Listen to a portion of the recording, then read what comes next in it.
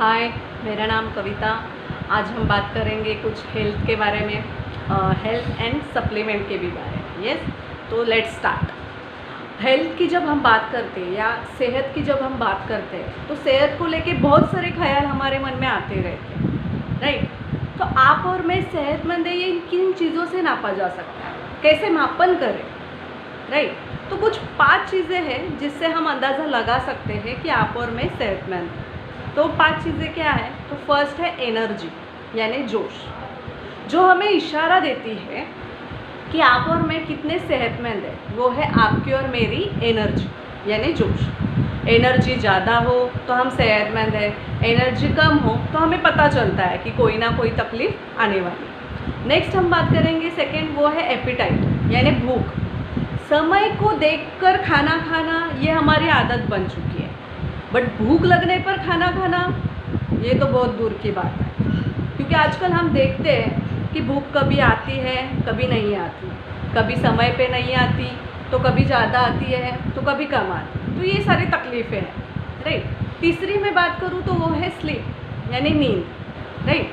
समय पर भी आनी चाहिए, गहरी भी होनी चाहिए, बट आजकल हम देखते हैं कि समय पर जब नींद आनी चाहिए तब नहीं आती है, बट जब नहीं आनी चाहिए तब आँख भर भर के नींद आती है, राइट। तो कभी नींद नहीं आना, कभी ज़्यादा आना, ये भी एक कारण बन चुका है। जैसे कि हम देखेंगे स्कूल में जो 2nd और 3rd स्टैंडर्ड वाले जो बच्चे हैं, उनको जब हम देखते थे वो झपके दे दे के नींद आती थी उनको, राइट। तो अभी ये नींद नहीं आना ये भी एक समस्या बन चुकी है। चौथी में बात करूँ तो वो है क्लीनिंग। क्लीनिंग में आ गया टॉयलेट, पेशाब, पसीना आना और महिलाओं की मंथली साइकिल, राइट। ये सब चीज़ों का जब हम अंदाज़ा लेते हैं तो कोई ना कोई तकलीफ़ हर किसी को आती रहती है। जैसे कि हम पसीने की बात करें तो पसीना यानी वो जो एक्सरसाइज करके बाहर आए, कसरत करके बाहर आए, राइट। पसीना वो नहीं जो थकावट से आता है,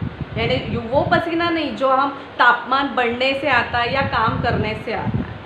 डेफिनेटली वो पसीना जब आता है तब हमारी एनर्जी कम हो जाती है, बट जब हम एक्सरसाइज करके पसीना बाहर आता है उससे हम फ्रेश हो जाते हैं। और यहाँ तक अगर मैं मंथली साइकिल की बात करूँ तो ये घर घर की कॉमन तकलीफ हो चुकी है, राइट। 5वां जो पॉइंट है वो है clarity of thought. Clarity of thought यानी सोचने की क्षमता, यस। और सोचने की क्षमता की मैं बात करूँ वो तो दिन ब दिन कम होती जा रही है। तो कौन सी ऐसी चीज़ें हैं जिससे हम सेहतमंद कह सकते हैं, राइट। तो जब हम 7 और 8 स्टैंडर्ड में थे तब हमें पढ़ाया गया था कुछ 3 चीज़ें ऐसी हैं जिससे हम सेहतमंद के लिए मेंटेन रह सकते हैं। वो 3 चीज़ें वो है जैसे कि हवा, पानी एंड खाना, yes, air, water and food. हवा की बात करूँ तो वो दूषित है, पानी प्रदूषित है एंड खाना मिलावट। तो सेहत कैसे मिलेगी, तो सेहत कैसे मेंटेन होगी? तो आजकल हम देखते हैं जो भी हम घर में खाना बनाते हैं या जो भी हम दुनिया भर में बाहर से खाना मिलता है या जो शहर में हम रहते हैं वहाँ पे खाना तो बहुत है, खाने की कमी नहीं है, इनफैक्ट खाना बहुत ज़रूरत से ज़्यादा है, राइट। बट जो खाना हम खा रहे हैं क्या उसमें हमें पोषण मिल रहा है, न्यूट्रिशन मिल रही है, राइट। तो ये सवाल अपने आप से ज़रूर पूछिए, क्योंकि जो भी हम खाना खा रहे हैं उसमें कमतरता है, वो खाने से हमें पोषण नहीं मिल रहा है। तो यहाँ पे इसीलिए हमें कुछ सप्लीमेंट लेना बहुत ज़रूरी है, राइट।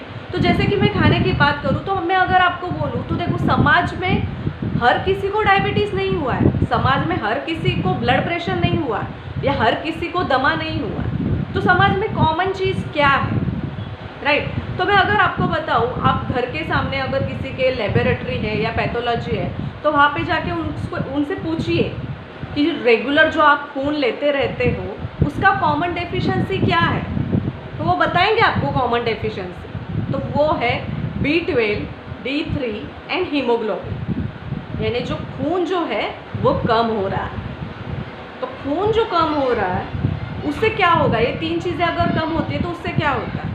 तो ये खून जो कम होता है ना वो है कुपोषण का लक्षण।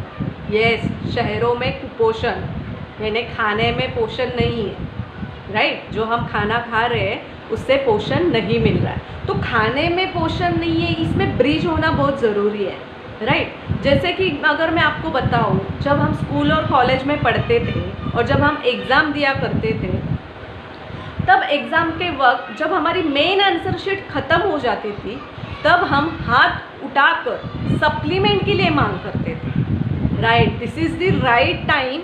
अब समय आ चुका है, अपने पेट को देखिए और हमें सप्लीमेंट मांगने के लिए हाथ उठाना बहुत ज़रूरी है।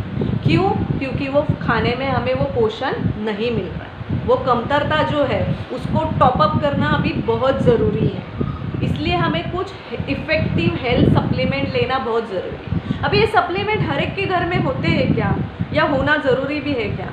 देखो, ये कोई लग्जरी आइटम नहीं है जो हर एक के घर में हो, ये तो ज़रूरत की चीज़ ही है, राइट, जो हर एक के घर में होनी चाहिए, इनफैक्ट उनके डाइनिंग टेबल पर भी होनी चाहिए।